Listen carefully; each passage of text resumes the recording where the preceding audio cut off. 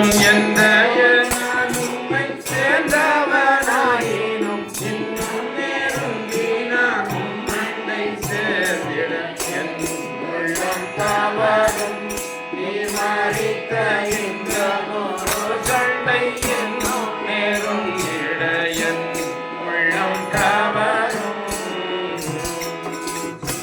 கிருபையின் வல்லமையால் என்னை சுத்திரியுமோக கொடியம் செய்திட. கிருபையின் வல்லமையால் என்னை சுத்திரியுமோக கொடியம் செய்திட.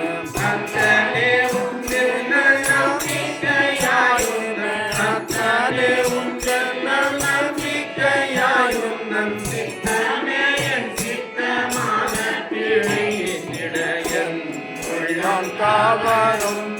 எம்மாறித்த இந்த ஒரு சண்டை இன்னும் நெருங்கிட என் உள்ளம் கவரும்.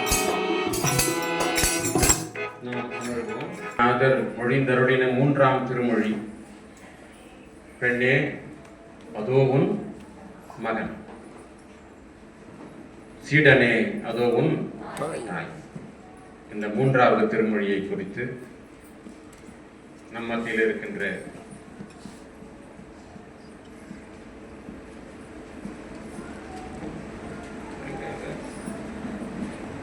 மூன்றாவது திருமொழியாக மனிஷா ஜேம்ஸ். சரி, மனிஷா ஜேம்ஸ் வாங்க.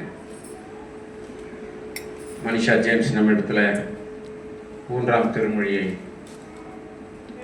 பகிர்ந்து கொள்ளும்படி கேட்டுக்கொள்கிறேன்.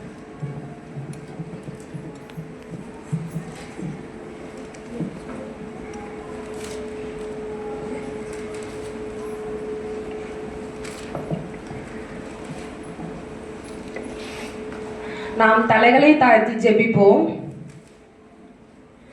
எங்கே சுமந்து போகிறீர் சிலுவையை, நீர் எங்கே சுமந்து போகிறீர்?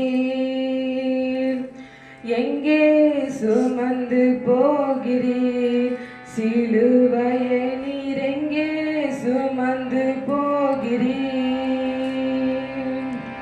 தாயார் அழுது வர சார்ந்தவர் பின் தொடர, தாயார் அழுது வர சார்ந்தவர் பின் தொடர, மாயமில்லாத ஞான மாந்தர் புலம்பி வர, எங்கே சுமந்து போகிறீர் சிலுவையை, நீரே. நாளை கொடுத்ததற்காக உமக்கு கோடான கோடி ஸ்தோத்திரத்தை ஏறடிக்கிறோம் எங்கள் நல்ல தகப்பனே.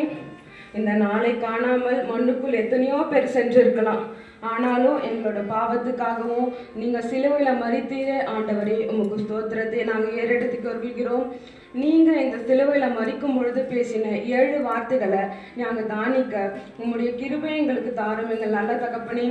பேசின பிள்ளையும் ஆசீர்வதியும், பேசி கொண்டிருக்கின்ற உங்களுடைய பிள்ளையும் ஆசீர்வதியும், பேச போகின்ற உம்முடைய பிள்ளையும் ஆசீர்வதியும். நாங்கள் பேசுகின்ற வார்த்தையோ உம்முடையது, ஆனால் பேச போகின்றவர் நீர் தான் எங்கள் நல்ல தகப்பனே. எல்லா ஆசீர்வாதங்களும் நன்மைகளும் ஒருவருக்கே செலுத்துகிறோம்.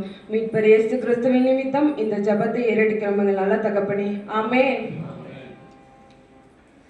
நம்முடைய ஆண்டவராகிய இயேசு கிறிஸ்து சிலுவையில் பேசினதான 3வது வார்த்தையை நாம் சற்று தியானிக்க கர்த்தர் கிருபை தருவாராக. கல்வாரி என்னும் தோட்டத்திலே 7 பூக்கள் பூத்தது. முதல் பூ மன்னிப்பு, 2வது மீட்பு, 3வது பராமரிப்பு, 4வது தவிப்பு, 5வது அங்கலாய்ப்பு, 6வது முடிப்பு, 7வது ஒப்புவிப்பு. இப்படி 7 வார்த்தைகளையும் நாம 7 பூக்களாக சொல்லி கொண்டிருக்கிறோம். முதல் வார்த்தையில இயேசுவானவர் நமக்கு மன்னிப்பை கொடுக்கிறாரு. 2வது வார்த்தையில மீட்பை கொடுக்கிறாரு. 3வது வார்த்தையில பராமரிப்பை கொடுக்கிறாரு. யோவான் 19ஆம் அதிகாரம் 25, 26, 27 வசனத்தை வாசிங்க. இயேசுவின் சிலுவையின் அருகே அவருடைய தாயும் அவருடைய தாயின் சகோதரி கிளையோப்பா மரியாளும் மகதலேனா மரியாளும் நின்று கொண்டிருந்தார்கள். அப்பொழுது இயேசு தம்முடைய தாயையும் அருகே நின்ற தமக்கு அன்பாயிருந்த சீஷனையும் கண்டு தம்முடைய தாயை நோக்கி, ஸ்திரீயே, அதோ உன் மகன் என்றார். பின்பு அந்த சீஷனை நோக்கி, அதோ உன் தாய் என்றார். அந்நேரம் முதல் அந்த சீஷன் அவளை தன்னிடமாய் ஏற்றுக்கொண்டார். இயேசுவானவருடைய சிலுவையின் அருகே யார் யார் இருந்தாங்கன்னா, மரியாளுடைய சகோதரியாகிய கிளையோப்பா மரியாளும் நின்று கொண்டிருக்கிறாங்க. அப்ப சொல்றாங்க, அப்பொழுது இயேசு தம்முடைய தாயும் அருகே நின்ற தமக்கு அன்பாயிருந்த சீஷனையும் கண்டு தம்முடைய தாயை நோக்கி, ஸ்திரீயே, அதோ உன் மகன் என்றார். மரியாள் வந்து இயேசு கிறிஸ்து இந்த பூமியில வருவதற்கு ஒரு பாத்திரமா இருந்தவள் தான் மரியாள். தேவனால தெரிந்து கொள்ளப்பட்ட மனுஷி தான் மரியாள். ஸ்திரீயே என்ற வார்த்தைக்கு கிரேக்க மொழியில குனாய் அப்படின்னு சொல்லிட்டு பொருள் இருக்கு. இயேசுவானவர் வந்து அவர் சிலுவையில் அறைய போகின்ற அந்த கடைசி நிமிஷத்துலயும் தன்னுடைய தாய்க்கு, மகன் இல்லையே, நம்ம போயிட்டா நம்மளுடைய அம்மாவை யார் பார்த்துப்பாங்க அப்படின்னு சொல்லிட்டு ஏசப்பா நினைத்து தன்னுடைய தாய்க்கு மகன் என்ற உறவை வந்து ஏற்படுத்தி கொடுக்கிறாரு. அந்த கடைசி நிமிஷத்துலயும் தன்னுடைய தாய்க்கு செய்ய வேண்டிய எல்லா கடமைகளையும் பண்றாங்க. இயேசுவானவர் தன்னுடைய தாயை வந்து பராமரிக்கின்ற பிள்ளையாகவும் இருக்கிறாரு. இப்படி ஒரு சைட்ல இருந்தாலும் இந்த சைட்ல வந்து தன்னுடைய தாய் வந்து தன்னுடைய மகன் வந்து இப்படி சிலுவையில் அறையறானே, எல்லாருடைய பாவங்களுக்காகவும் தன்னுடைய மகன் அந்த கல்வாரி சிலுவையில அறைந்து கொண்டு அவர் மிகவும் வேதனைக்குரியவரா இருக்கிறாரே அப்படின்னு சொல்லிட்டு அவருடைய தாய்க்கு வந்து மிகவும் அந்த மனதுல வந்து ரொம்பவே கஷ்டப்படுறாங்க. தன்னுடைய மகன் அந்த சிலுவையில இந்த உலகத்தில் உள்ள அனைவருடைய பாவங்களையும் சுமக்கிறவராக இருக்கிறாரே அப்படின்னு சொல்லிட்டு இந்த ஆறுதலுக்கு, இந்த வேதனைக்கு ஆறுதலாகத்தான் இயேசுவானவர் வந்து ஒரு மகன் என்ற உறவை வந்து ஏற்படுத்தி கொடுக்கிறாரு.